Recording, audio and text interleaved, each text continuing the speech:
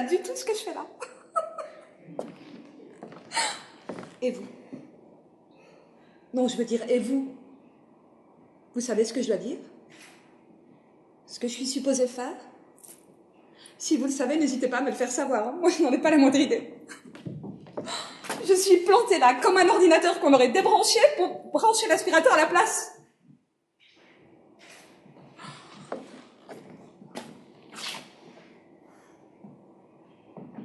Ou alors c'est une panne de secteur, une coupure de courant. Mon Dieu, j'aurais dû faire une sauvegarde. Mais comment je pouvais deviner qu'on allait me couper l'alimentation? J'ai peut-être oublié de payer la facture.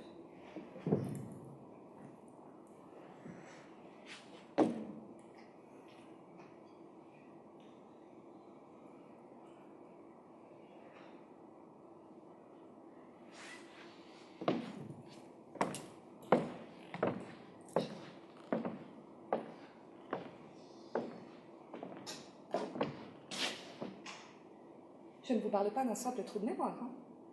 Bah sinon, j'improviserais. En attendant que ça me revienne. En attendant de retrouver le fil.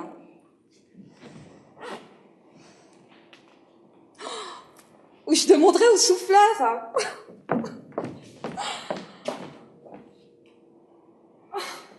Il n'y a plus de souffleur, c'est vrai. Il n'y a même plus de texte. Il n'y a plus d'auteur. Compression du personnel. Vous verrez que bientôt on nous supprimera aussi les filets pour les funambules et les mots pour le dire. Quand on nous aura supprimé les filets pour les pêcheurs et les toiles pour les araignées, là il faudra vraiment s'inquiéter. Priez pour nous, pauvres pêcheurs. On nous mène en bateau et c'est encore à nous de payer le gasoil.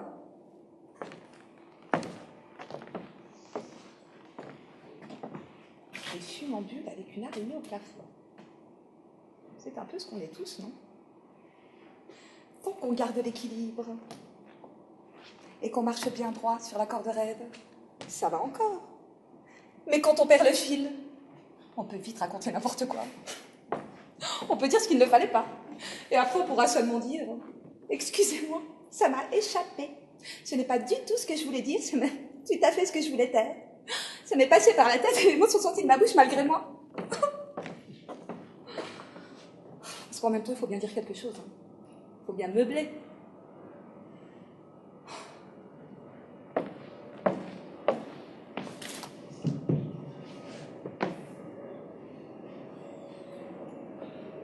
Le silence, c'est pire que tout, vous savez. C'est même tout à fait intolérable. Surtout quand les gens ont fait le déplacement pour entendre ce que vous aviez à dire et qu'en plus ils ont payé leur place.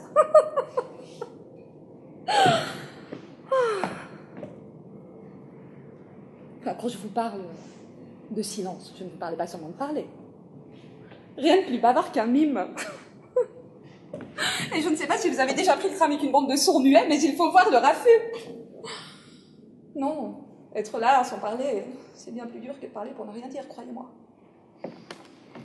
Mais parler pour parler, là, ça en dit. Trop de mémoire. C'est comme un toboggan. Comme un trou noir. On sait tous qu'on sera sur le cul en arrivant, mais la seule chose qu'on sait, c'est qu'une fois parti, on ne peut plus s'arrêter. Alors c'est normal qu'avant de se laisser glisser, on ait une petite appréhension, non?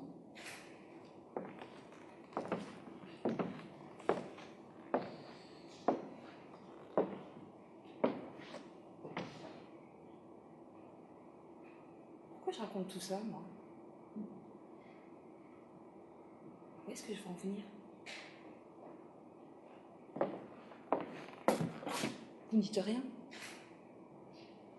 Vous ne m'aidez pas beaucoup, hein. Remarquez, j'ai l'habitude. Je sors de chez mon psy. Lui non plus ne dit jamais rien. Vous me direz, ça lui évitera de dire des conneries. Bizarrement, tous les psys que j'ai entendu dire quelque chose m'ont paru plus dérangés que moi. Mais lui, je n'ai jamais entendu le son de sa voix. En 10 ans. Alors je lui ai dit bon, qu'il valait mieux qu'on en reste là. Non, je lui ai dit, ça me coûtait trop toutes les 2 semaines de trouver quelque chose à lui dire. Surtout quand on est passé à l'euro. Mais alors quand on est passé à 2 fois par semaine, je ne vous en parle même pas.